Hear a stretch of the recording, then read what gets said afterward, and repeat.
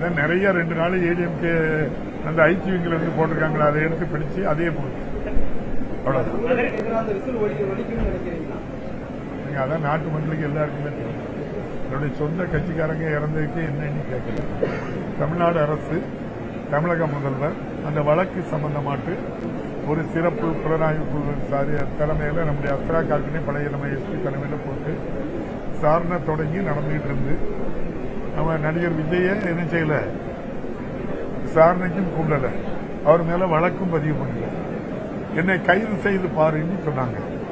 இப்போ அவங்களே போய் ஒரு போலீஸ், நம்முடைய மாண்புமிகு முதல்வர் இருக்க போலீஸ் எங்களுக்கு நியாயம் கிடைக்காது எங்க போயிருக்காங்க, சிபிஐ விசாரணை வேணும் அப்படின்னு சொல்லி உச்ச நீதிமன்றத்தில் வழக்கு போட்டு இப்போ நம்முடைய பாரத பிரதமருக்கு கீழ் செயல்படுகின்ற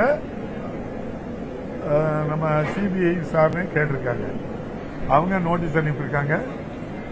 போய் விசாரணைக்கு போயிட்டு தனி விமானத்தில் போயிட்டு வராங்க, வந்துகிட்டு இருக்காங்க. அப்போ ஒரு நம்முடைய அந்த விசாரணை அமைப்பு வந்து தமிழ்நாடு போலீஸ் இதை நம்பாம பாரத பிரதமருடைய போட்டு எங்களை விசாரிக்கணும்னு சொல்றாங்க. இதுல இருந்தே உங்களுக்கு தெரியுதா அவங்க யார் ஆளு?